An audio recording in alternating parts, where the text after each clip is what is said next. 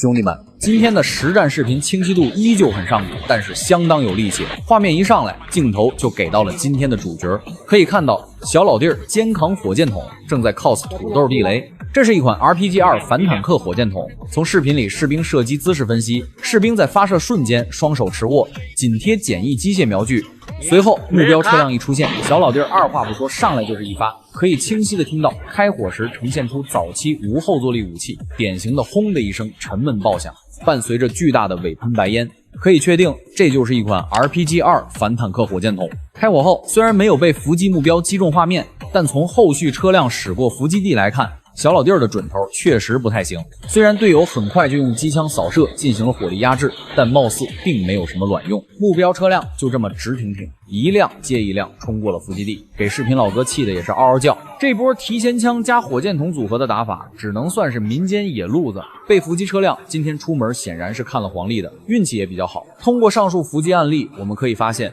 這種臨時伏擊完全依賴 RPG、反坦克導彈等直瞄武器，希望一發解決問題。但問題是，高速運動中的車輛本身就是一個極難命中的目標，那麼正確做法該如何呢？在軍事上，真正有效的伏擊通常會利用地形、障礙或者道路結構，讓目標進入減速狀態、停止狀態或者無法轉向狀態，讓高速目標變成低速目標才是伏擊的核心。就比如視頻裡這種伏擊，火力看着確實挺猛，但實際上所有人都在朝同一個方向射擊，車來了打一輪，追着車尾掃，這就會暴露出一個嚴重問題：火力沒有形成封鎖，車輛只要突破第一波攻擊，就會迅速脫離。真正的伏擊需要建立多個射擊方向，讓目標進入交叉火力區域，而不是單純追擊。在正規步兵戰術中，一個完整的路邊伏擊陣地通常由4個功能單元組成。簡單來說，有人負責發現，有人負責堵，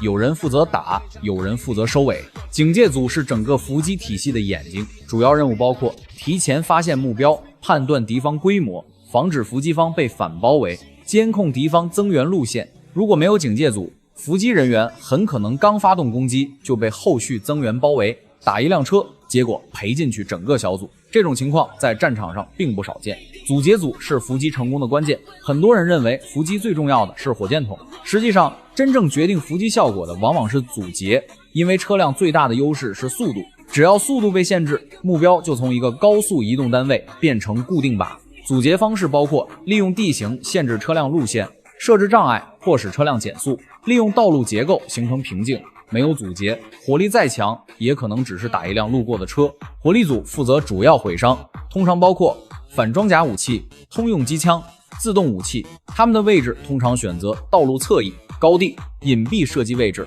目的不是單純攻擊車輛，而是形成多個方向的火力覆蓋，讓目標無法加速逃離、下車組織反擊，或者利用車輛作為掩體。當目標被壓制後，突擊組負責後續行動，但需要注意，伏擊不是陣地戰，攻擊者最大的優勢就是突然性，一旦失去突然性，就必須考慮撤離。那麼伏擊地點該如何選擇呢？通常伏擊最忌諱選擇無遮無擋的直線公路，這種環境下，由於車輛速度過快，伏擊時間極短，理想伏擊區域通常具備彎道、狹窄道路，其中經典布局之一就是 L 型伏擊陣地。L 型短邊負責阻截和關鍵火力，作用是封鎖車輛出口。L 型長邊負責側向火力覆蓋，車輛進入後會同時面對多個方向威脅。此外，如果道路一側存在河流、陡坡、山壁、密林，效果會更好，因為車輛沒有空間繞行，只能停留在預設區域。其中最重要的就是利用天然地形、人工障礙，